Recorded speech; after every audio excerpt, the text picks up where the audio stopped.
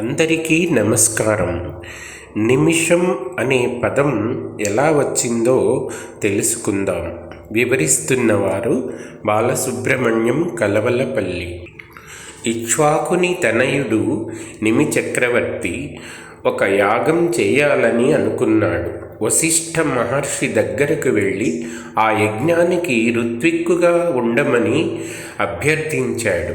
వశిష్ఠుడు, నేను ఇంద్రుని యజ్ఞానికి వెళుతున్నాను, అది చేయించి రాగానే నీ యజ్ఞం చేయిస్తాను అని ఇంద్రుని వద్దకు వెళ్ళిపోయాడు. కానీ నిమి ఈ జీవితం చంచలమైనది, ఎప్పటికేమి జరుగుతుందో తెలియదు.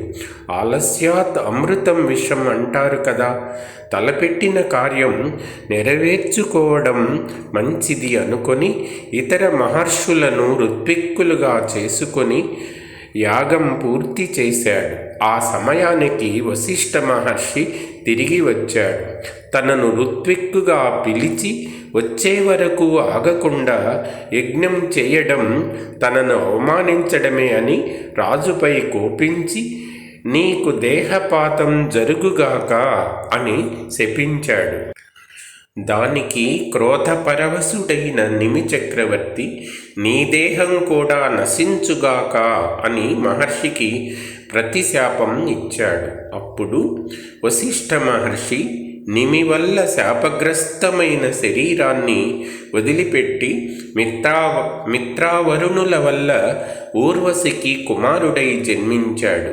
కులగురువు శాపం వల్ల బ్రహ్మజ్ఞాని అయిన నిమి చక్రవర్తి విగత దేహుడయ్యాడు. మహర్షులు అతని శరీరాన్ని సుగంధ ద్రవ్యాలతో రక్షించి యాగం పూర్తి అయ్యేలా చేశారు. యజ్ఞం వల్ల సంతృప్తి చెందిన దేవతలు ఈ రాజును బ్రతికించండి అని మహర్షులు కోరగా బతికించాలి అనుకున్నారు. కానీ నిమి ఆత్మను పిలిచి, నీవు మరలా నీ శరీరంలో ప్రవేశించు అన్నారు. కానీ నిమి అరిషడ్వర్గాలకు అహంకార మమకారాలకు నిలయమైన ఈ శరీరంలో చేరి తిరిగి మానవ జీవనం గల బతుకు నాకెందుకు, నేను ఈ శరీరంలో ప్రవేశించును అని తిరస్కరించాడు.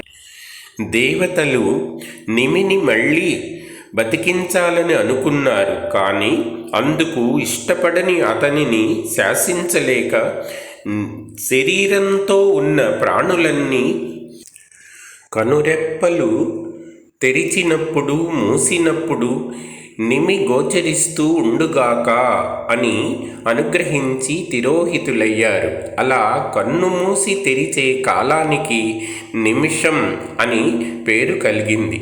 నిమికి సంతానం లేకపోవడం చేత రాజ్యం అరాజకం కాకూడదని మహర్షులు నిమి దేహాన్ని మంత్రపూర్వకంగా మధిస్తే అందులో నుండి ఒక పురుషుడు ఉద్భవించాడు. అతడే జనకుడు.